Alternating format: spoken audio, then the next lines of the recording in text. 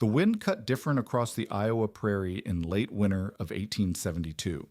Jack Harmon learned that his first February in Lynn County, when his neighbor Thomas Whitaker's cabin dropped to 6 degrees Fahrenheit overnight, despite burning through an extra half cord of wood, his standard glass window cracked at the glazing putty, and frost formed thick around the sash. Whitaker had built his window exactly the way every settler manual recommended: small glass panes, proper sash, shutters for winter protection, standard and trusted.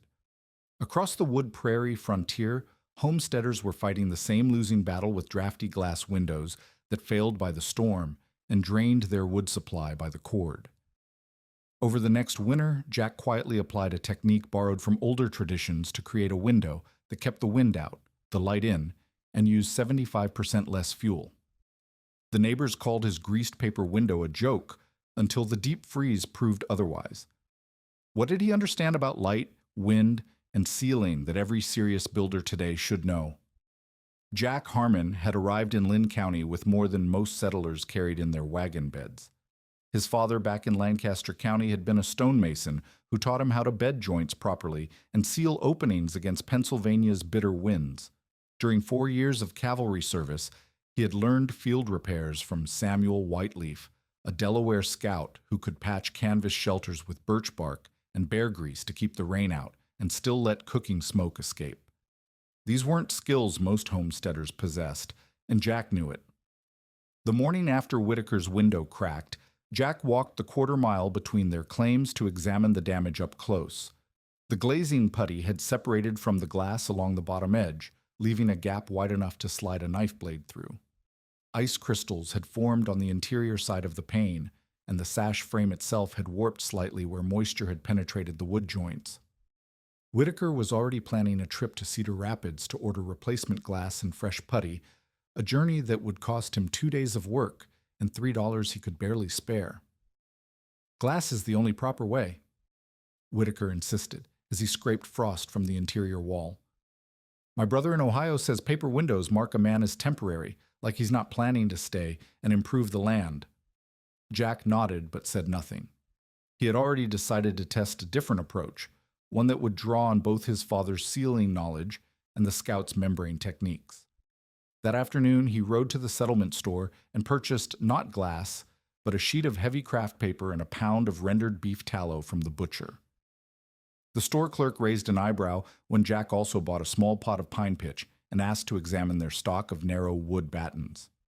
"Building a chicken coop window?" the clerk asked. "Something like that," Jack replied. Back at his claim, Jack began with the frame itself.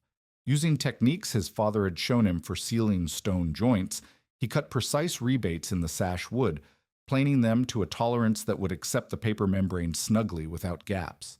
The standard frontier method left sash rebates rough and oversized, suitable for thick glass panes but useless for thin materials that needed tight edge contact. The paper preparation took patience. Jack heated the tallow slowly until it reached a consistency that would penetrate the paper fibers without making the material too brittle. He had watched Samuel Whiteleaf treat deerskins with bear grease to make them waterproof yet flexible, and the principle applied here. The fat needed to fill the microscopic gaps in the paper without saturating it completely. Too little grease left the membrane porous to air infiltration. Too much made it opaque and prone to tearing. Working by firelight after his evening chores, Jack stretched the treated paper across the sash opening and secured it with thin wooden battens, each one bedded with pine pitch to create an airtight seal. The result looked crude compared to Whitaker's glass window, even with its crack. The greased paper had an oily translucence that diffused incoming daylight into a soft glow rather than the sharp brightness glass provided. When Jack installed the experimental sash in his cabin window, the reaction from visiting neighbors was immediate and predictable.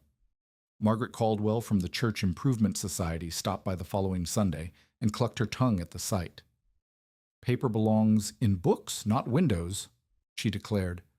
"What will people think when they see a permanent homestead with tissue covering the openings like some trapper's lean-to?" Even Hans Müller, the German joiner who had helped Jack with some of his carpentry, seemed skeptical. "In the old country we used oiled paper sometimes in barns," he admitted, but for temporary protection only. Glass shows a man has substance. Jack understood their concern, but he also understood something they had missed. Glass might signal prosperity and permanence, but it failed when frontier conditions exceeded its limitations. His paper window had survived the same windstorm that cracked Whitaker's glazing, and during the 3 coldest nights of February, his cabin had maintained interior temperatures that required noticeably less fuel to sustain. The real test of his theory would come with refinement. The current installation was functional but crude. Jack could see ways to improve the sash sealing, the paper treatment, and the frame mounting. Samuel Whiteleaf had mentioned that his people sometimes used double layers of treated material with an air space between them for extra insulation. Jack's father had taught him about thermal breaks in stonework that prevented cold transfer through solid materials. By March, Jack had documented his fuel consumption against Whitaker's for 6 weeks of winter weather. His records showed consistent savings of 20 to 30% in wood burned per degree of interior warmth maintained. The paper window admitted adequate daylight for indoor work, sealed effectively against wind infiltration, and cost less than 1/5 of what glass installation would have required. More importantly, Jack had identified the core principle that would guide his further experiments. The frontier building wisdom focused on copying Eastern construction methods, regardless of local conditions and available materials. His approach started with environmental demands, wind, cold, moisture, settlement patterns, and worked backward to find techniques and materials that addressed those specific challenges effectively and economically. The neighbors might continue to view his greased paper window as a temporary expedient or an eccentric choice, but Jack had proven to himself that traditional materials applied with proper craft knowledge could outperform conventional solutions. Now he needed to refine the system and test it under more severe conditions to validate what he suspected might be a superior approach to frontier window construction. Spring brought new challenges that revealed weaknesses in Jack's initial design. During the March thaw, moisture condensation formed between the greased paper and the interior cabin air, creating droplets that ran down the membrane and pooled on the windowsill. The paper itself began to sag slightly where the grease had absorbed humidity, and Jack noticed small air currents penetrating around the edges of his battens despite the pine pitch ceiling. Hans Müller stopped by Jack's claim in early April to examine the condensation problem. The German joiner ran his fingers along the sash frame and shook his head. "The rebate is good, but you need what we call in the old country a Dichtungsstreifen, a sealing strip. Without it, the frame breathes too much." Hans explained that traditional European joiners cut sash rebates to tolerances measured in thousandths of an inch, then lined them with compressed wool felt to create multiple barriers against air infiltration. "Your rebate is maybe 1/8 inch clearance," he said, measuring with calipers. "Should be 95 thousandths, and felt strips 3/8 inch wide along all 4 edges."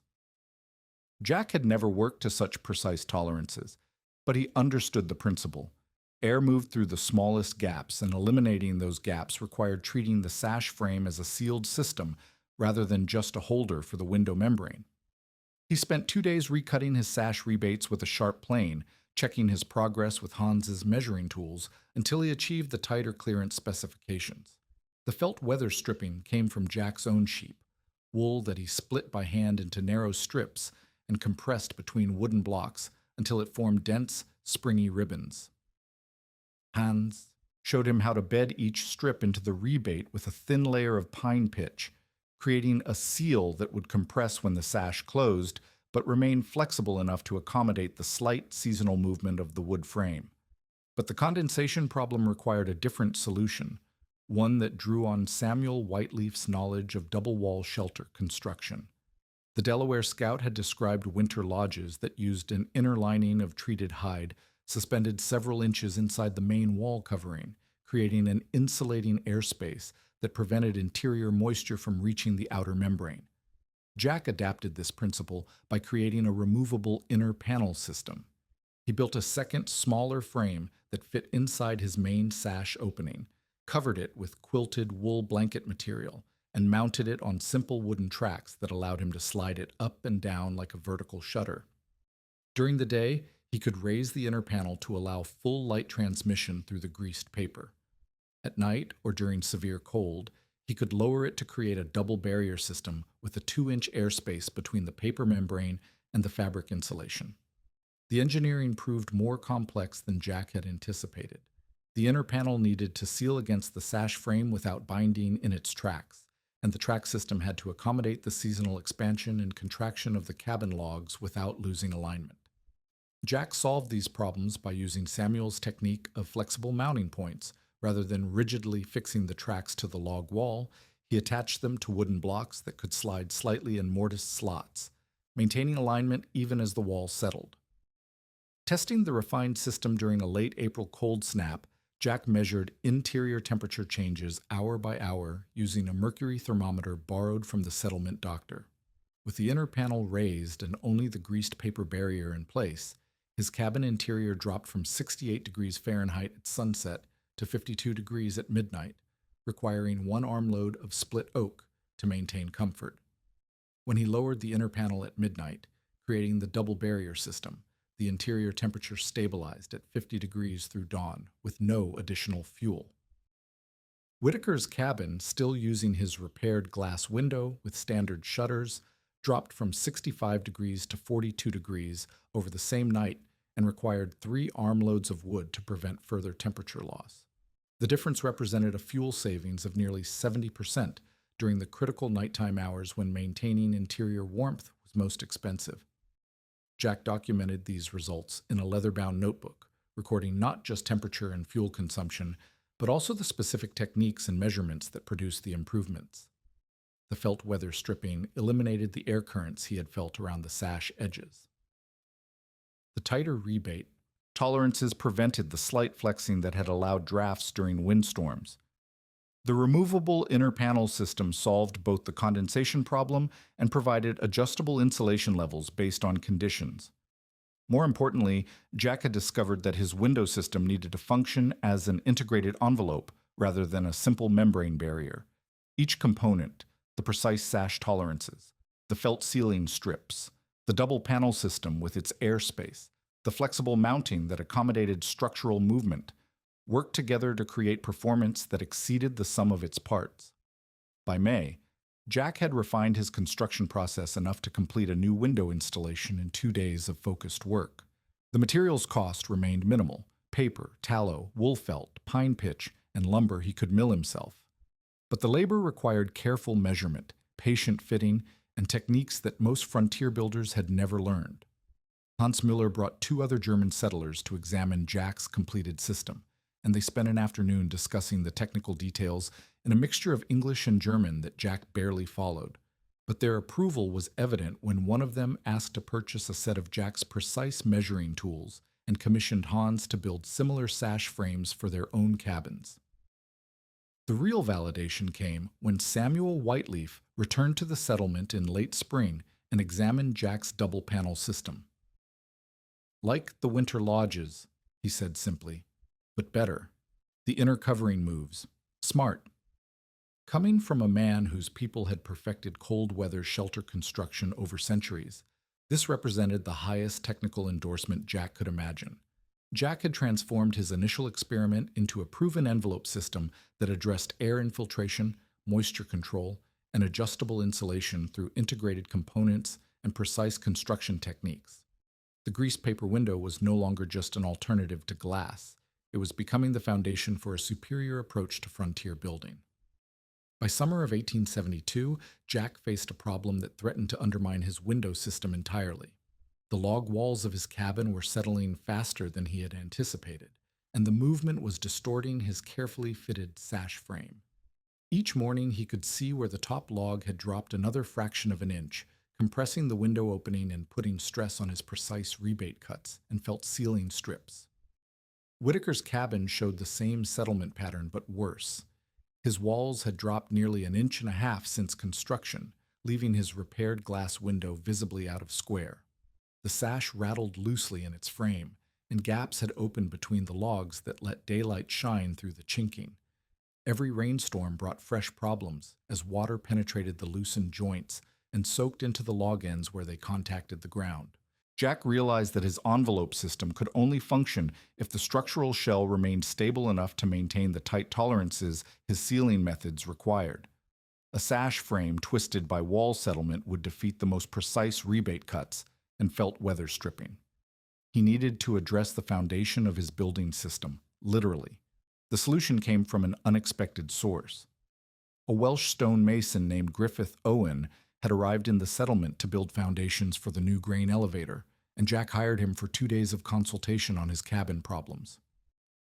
Owen examined the base of Jack's walls where the logs sat directly on packed earth and shook his head. "Ground moisture rises into the wood," Owen explained in his thick accent. "Logs swell, then shrink, then rot at the ends. In Wales, we always lift timber off the earth with stone courses. Creates a barrier." Owen showed Jack how to excavate a shallow trench around his cabin perimeter and build what he called a sill course of local limestone. The stones needed to be 6 inches thick and 12 inches wide, fitted together with mortar gaps filled with lime and sand. This raised platform would lift the log walls above ground moisture and provide a stable, level base that would not compress under the building's weight.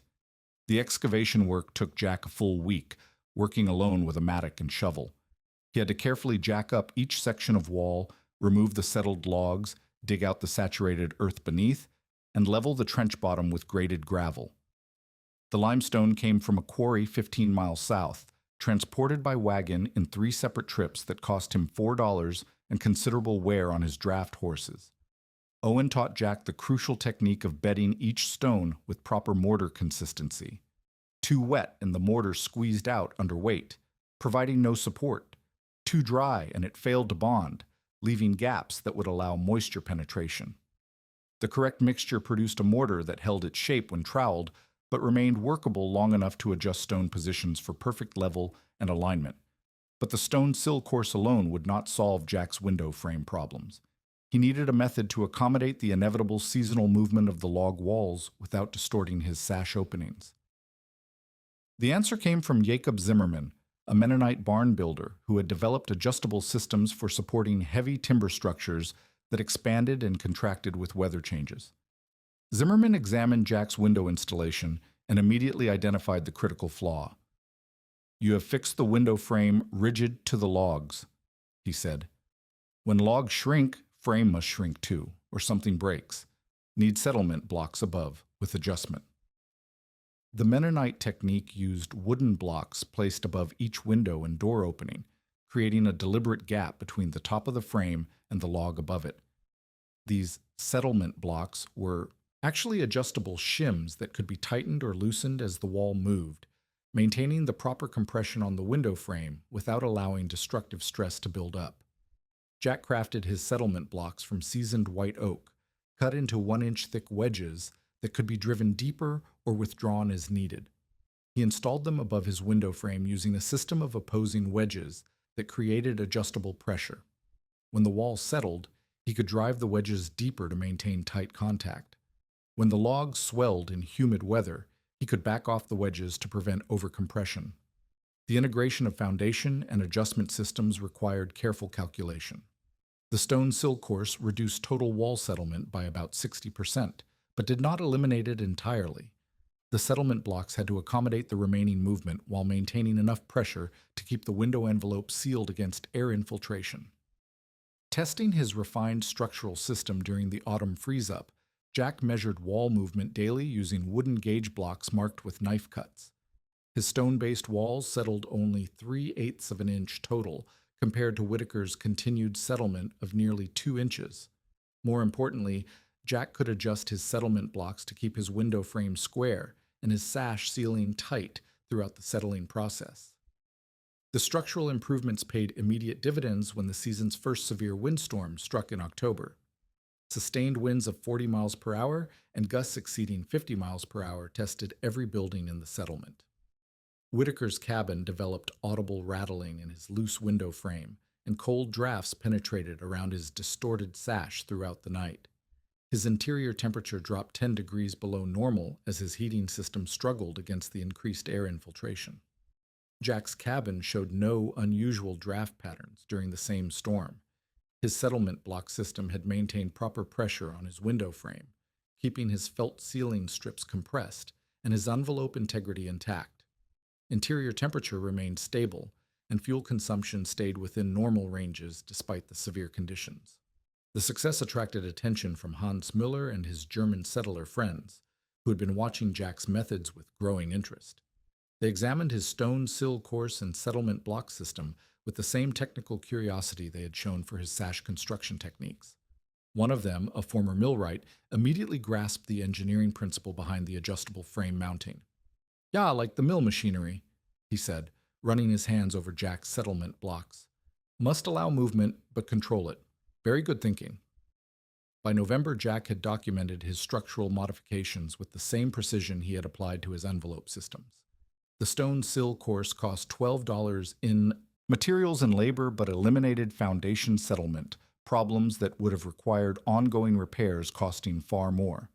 The settlement block system required 2 days of careful carpentry work, but preserved the tight tolerances essential to his window sealing methods. Jack had discovered that envelope performance depended absolutely on structural stability. His greased paper window system, with its precise rebates and felt sealing, could only function if the building frame maintained the dimensional accuracy his sealing methods required. Foundation and structural systems were not separate from envelope systems. They were integrated components of a unified building approach that addressed frontier conditions through coordinated technical solutions rather than isolated improvements. Winter approached with Jack facing a different challenge than structural integrity or envelope sealing. His current window faced due east, capturing morning light, but leaving his interior workspace dim by mid-afternoon. During December's shortest days, he found himself lighting oil lamps by 3 o'clock to continue indoor tasks, burning through lamp oil at a rate that added significantly to his monthly expenses. The solution required relocating his entire window system to take advantage of solar angles that most frontier builders ignored completely. Jack had learned about directional orientation from Otto Brennan, an Austrian settler who had arrived in Lynn County that summer with knowledge of alpine cabin construction. Brennan explained how mountain dwellers positioned their windows to capture the low winter sun that traveled across the southern sky. "In the mountains, we build all main windows facing south," Brennan told Jack in his careful English. "Winter sun comes low from the south. East window gives morning light only. South window gives light from sunrise to sunset when days are shortest." Jack realized he would need to cut a new window opening in his south wall and relocate his proven sash system entirely.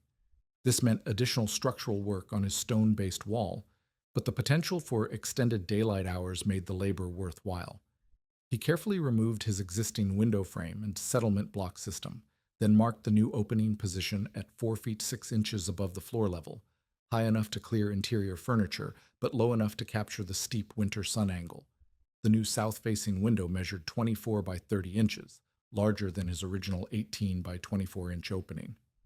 Jack calculated that the increased size would admit 60% more light during the critical afternoon hours, when his previous east-facing window provided no illumination. He rebuilt his greased paper system to fit the larger dimensions, maintaining all the precise tolerances and sealing techniques he had developed. But capturing additional sunlight was only half the solution. Jack needed to distribute that light effectively throughout his interior workspace.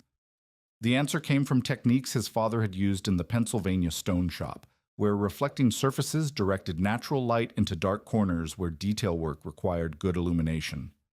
Jack fabricated a light reflector from a sheet of tin-plated iron purchased from the settlement blacksmith, polishing it to mirror brightness with fine pumice powder and sheep's wool. The reflector measured 24 by 30 inches, matching his window dimensions exactly. He mounted it on the interior wall directly behind and above the window, angled upward at 15 degrees to catch incoming sunlight, and redirected across the cabin's workspace areas. The positioning required careful calculation. Too steep an angle, and the reflected light aimed uselessly at the ceiling. Too shallow, and the reflection stayed concentrated near the window, instead of spreading throughout the room. The 15-degree angle, achieved using wooden mounting brackets crafted to precise specifications, proved optimal for distributing light across Jack's interior work surfaces. Testing the system during November's shorter days, Jack documented the lighting improvements hour by hour using a simple light meter he constructed from a piece of white paper marked with pencil gradations. Natural working light extended from sunrise until 5 o'clock in the afternoon, compared to the 3 o'clock cutoff he had experienced with his east-facing window. The 2 additional hours of natural light reduced his lamp oil consumption by 40% and allowed him to complete indoor tasks that previously required artificial illumination. The reflector system created an additional benefit Jack had not anticipated.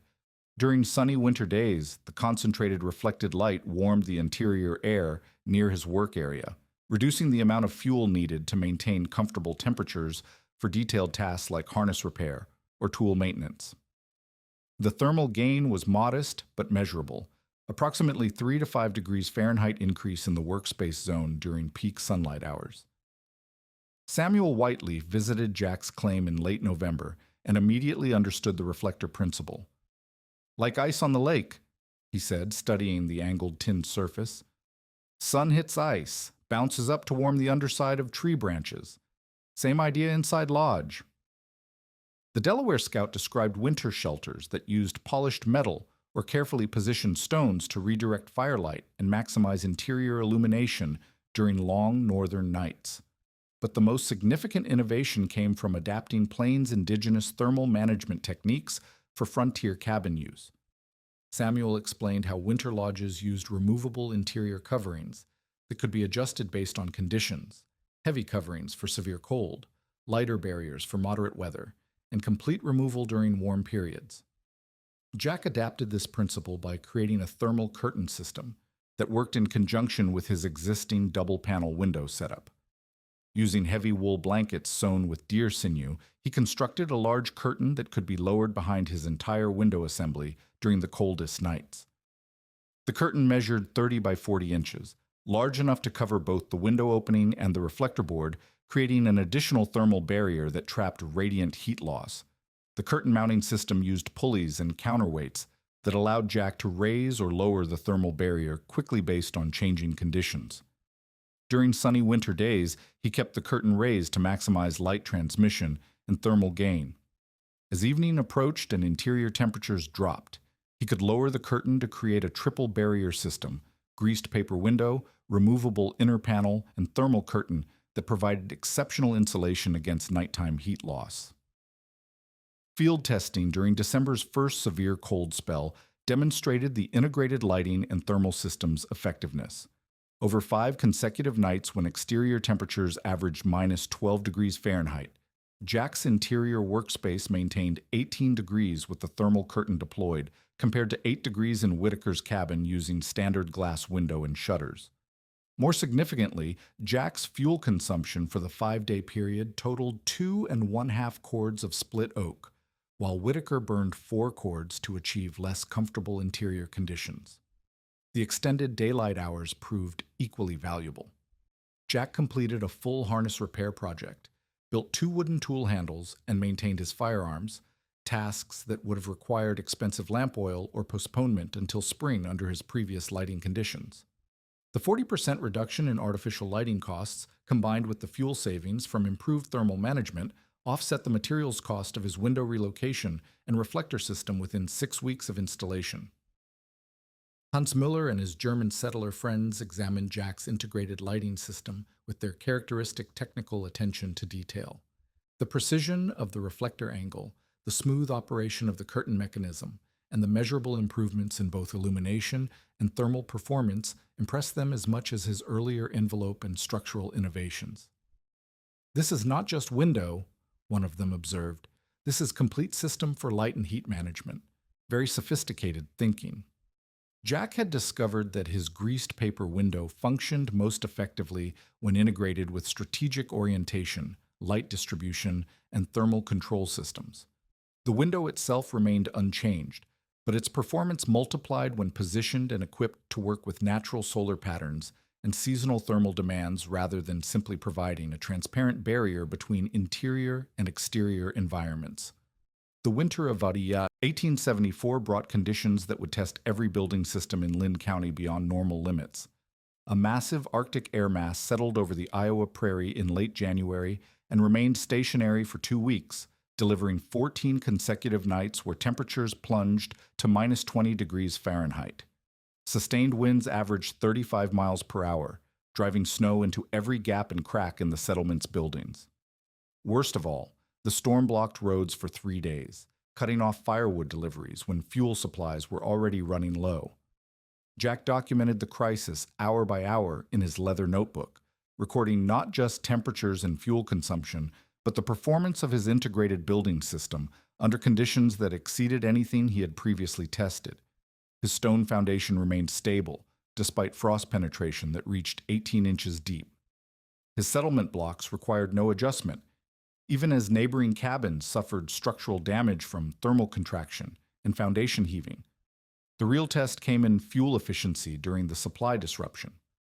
Most settlers had stockpiled only enough split wood for normal winter conditions, assuming regular deliveries would supplement their reserves. When the roads closed, families faced the prospect of burning furniture, floorboards, or anything combustible to maintain life-sustaining interior temperatures. Whitaker's situation illustrated the desperate mathematics facing standard construction methods. His cabin required 4 cords of split oak per week to maintain marginally habitable conditions during normal winter weather.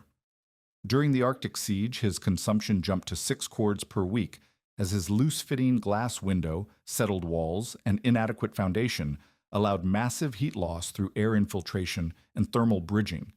By the 10th day, he had exhausted his wood supply and began dismantling his furniture and interior partitions for fuel. Jack's integrated system performed dramatically differently. His south-facing window with reflector board captured every available hour of weak winter sunlight, reducing his dependence on artificial heating during daylight hours. His thermal curtain system provided adjustable insulation that he could optimize based on changing conditions throughout each 24-hour cycle. Most critically, his sealed envelope prevented the air infiltration that forced other cabins to burn excessive fuel just to maintain basic habitability. The measured results documented Jack's systematic advantage with mathematical precision. Over the 14-day emergency period, his cabin consumed 8 cords of split oak total, while maintaining interior temperatures that never dropped below 9 degrees Fahrenheit. Whitaker's cabin, by comparison, would have required 16 cords to achieve similar comfort levels, fuel he simply did not possess. The thermal performance differences became obvious to anyone who visited both cabins during the crisis. Margaret Caldwell from the Church Improvement Society stopped at Jack's cabin on the 12th day and found him working by natural daylight at his interior bench, maintaining normal activities despite the exterior conditions.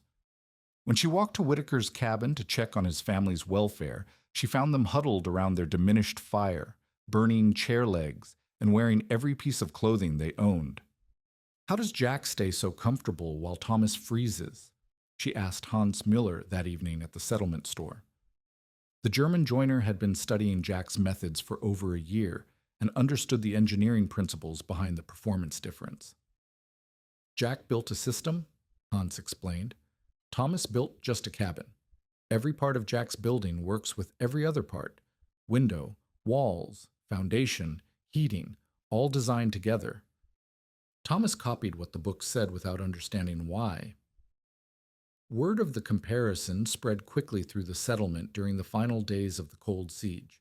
When supply wagons finally broke through the drifted roads, settlers found that Jack had weathered the crisis without emergency measures, while families using standard construction methods had suffered genuine hardship despite burning far more fuel. The vindication was quiet but complete. Otto Brennan, the Austrian settler, visited Jack's claim in early February to examine his window and reflector system in detail. "In the Alps, we have saying," Brennan told Jack, "the house that needs less wood is the house that will survive the long winter. You understand this principle." Samuel Whiteleaf returned to the settlement that spring and examined how Jack's various systems had performed during the extreme test. The Delaware scout nodded approvingly as he studied the unchanged condition of Jack's greased paper window, the intact ceiling around his settlement blocks, and the smooth operation of his thermal curtain mechanism after months of daily use. Old ways work when they are understood correctly. Samuel said, "Your people usually try to copy the appearance without learning the reasons. You learned the reasons."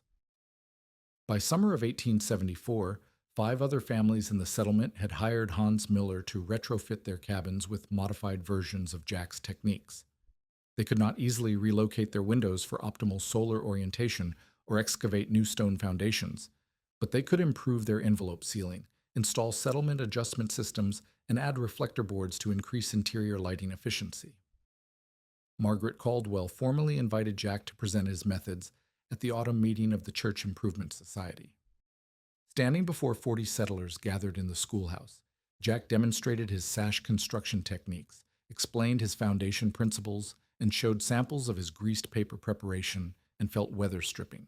Installation. "The key is not any single technique," Jack told the assembly. "The key is understanding how each part supports every other part. A tight window is worthless if the wall settles and distorts the frame. A good foundation is wasted if the envelope bleeds heat through poor sealing. Everything must work together." Hans Miller supplemented Jack's presentation with technical drawings showing precise measurements and construction details. Several of the German settlers asked detailed questions about rebate tolerances, stone bedding techniques, and thermal curtain mounting systems.